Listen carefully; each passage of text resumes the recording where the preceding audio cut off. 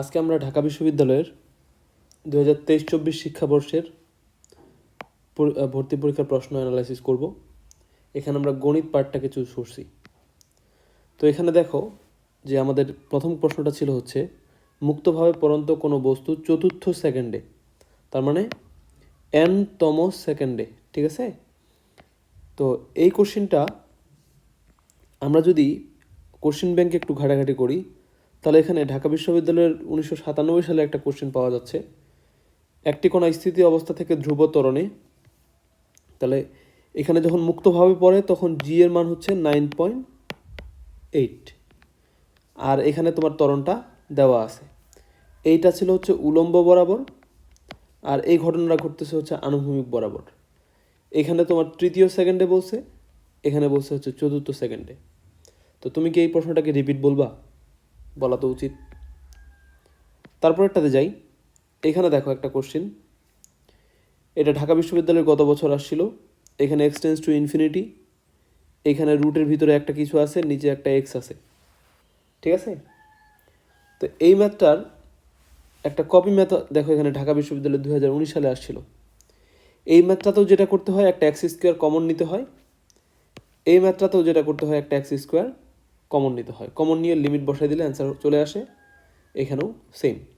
যে স্টুডেন্টটা 2019 সালের এই ম্যাথটা পারবে তার এই ম্যাথটাও পারা উচিত।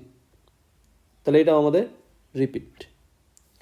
এরপরে চলো দেখো, এখানে একটা সমীকরণ দিয়ে দিছে, দিয়ে বলছে এটা কোন ধরনের কণিক। কেমন? এখানে এ বি আর এইচ নির্ণয় করতে হয়, করে একটা তুলনা করতে হয়, তুলনা করে বলে দেওয়া যায় সেটা কোন কণিক। এখানে দেখো ঢাকা বিশ্ববিদ্যালয় 2018 সালের একটা কোশ্চেন ছিল।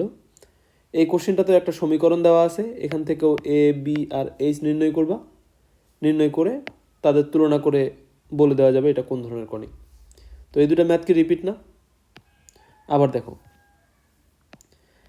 এখানে একটা প্রশ্ন আসছে, এখানে বলছে হচ্ছে একটা কণিকের সমীকরণ দিয়ে দিছে, দিয়ে বলছে এটা শীর্ষবিন্দু কত।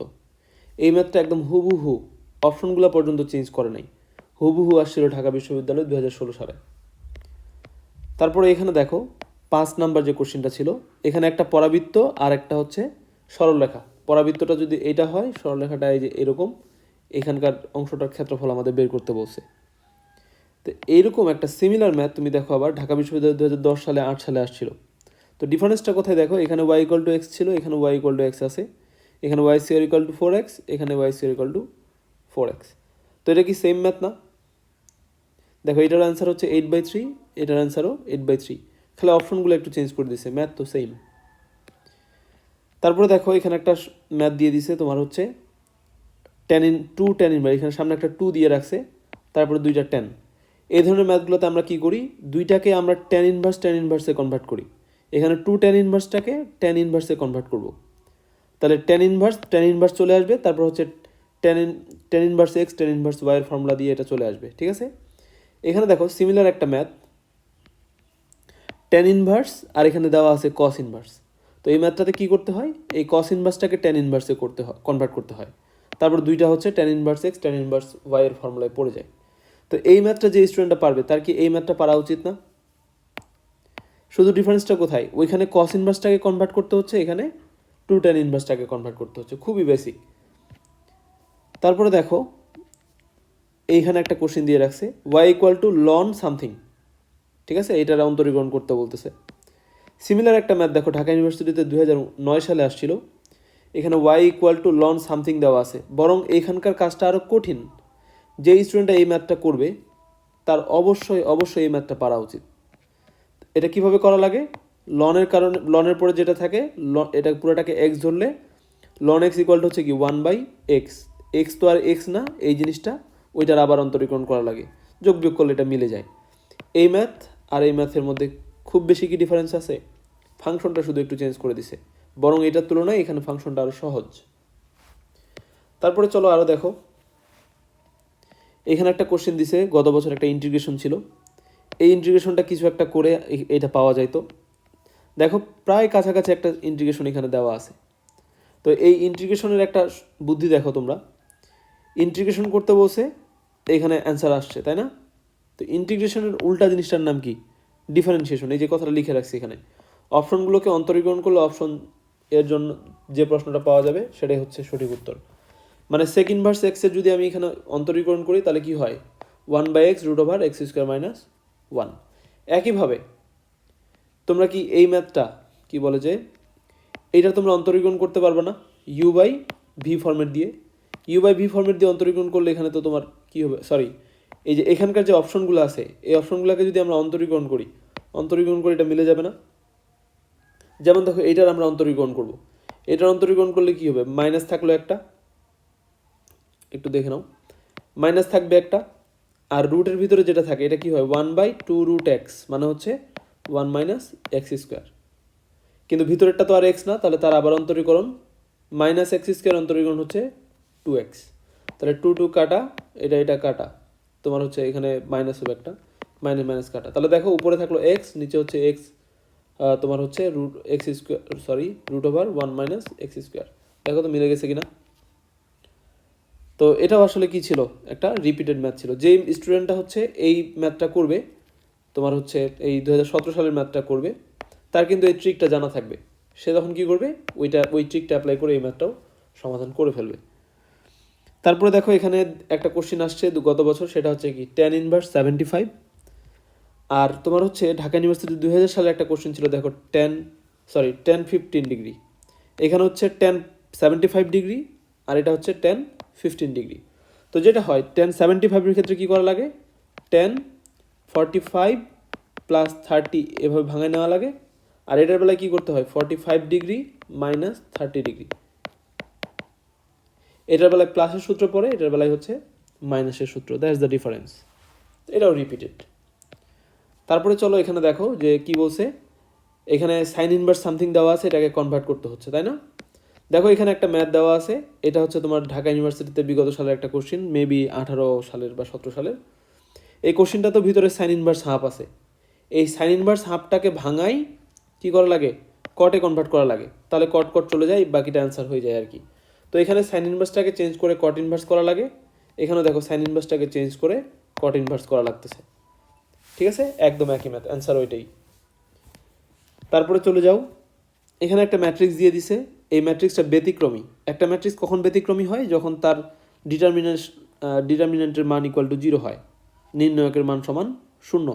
তাহলে নির্ণয়কের মান 0 মানে হচ্ছে কি, তুমি দেখো এখানে ঢাকা ইউনিভার্সিটি 13 সালের একটা ম্যাথ, এই জায়গায় কি হয়েছে, তোমার একটা নির্ণয়ক দেওয়া আছে, বলে দিছে এটা =0। তো এখানে সরাসরি কথাটা বলা ছিল, এখানে জাস্ট একটু বাংলা ভাষা দিয়ে বলছে আর কি।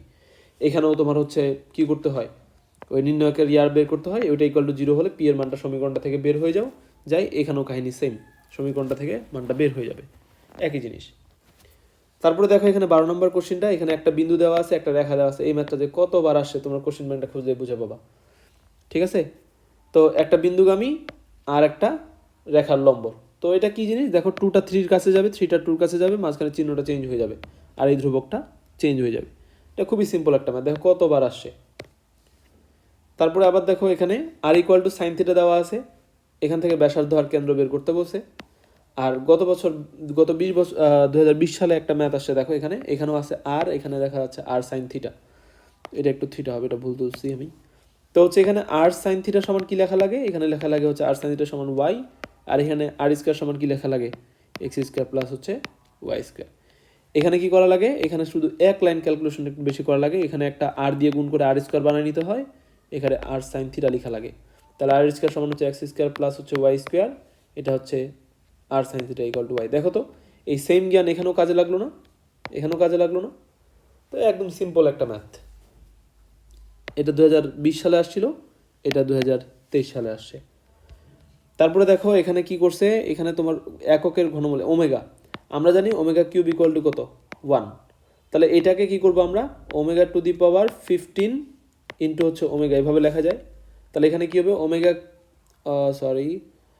এখানে হচ্ছে ³ লেখা যায় ইন্টু ওমেগা, তাহলে ω³ মানে কত 1, তাহলে এই যে ω³ মানে যে 1, এই সিমিলার একটা ম্যাথ, এইটা এখানে 1টা বসাই দিলে এখানে শুধু বাজে থাকতেছে কি একটা ওমেগা, পরে এগুলো যোগ বিয়োগ করলে মিলে যায়।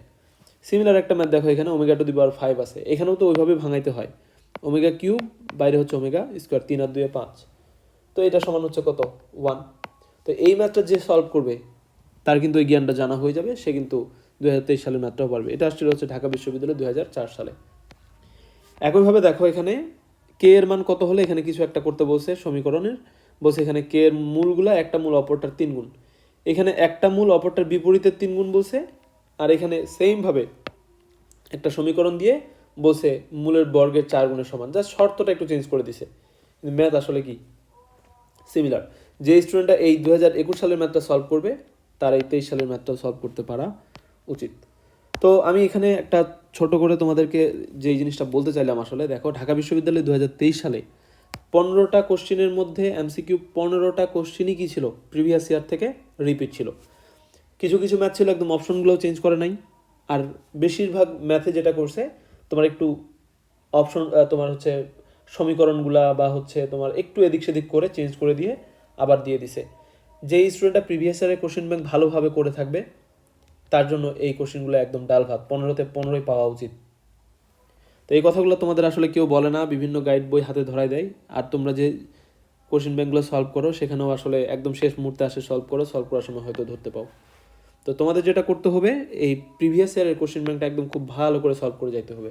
এটা শুধু ম্যাথের ক্ষেত্রে আমি তোমাদেরকে দেখাইলাম, এটা একইভাবে ফিজিক্স, কেমিস্ট্রি, বায়োলজি সবার ক্ষেত্রেই প্রযোজ্য।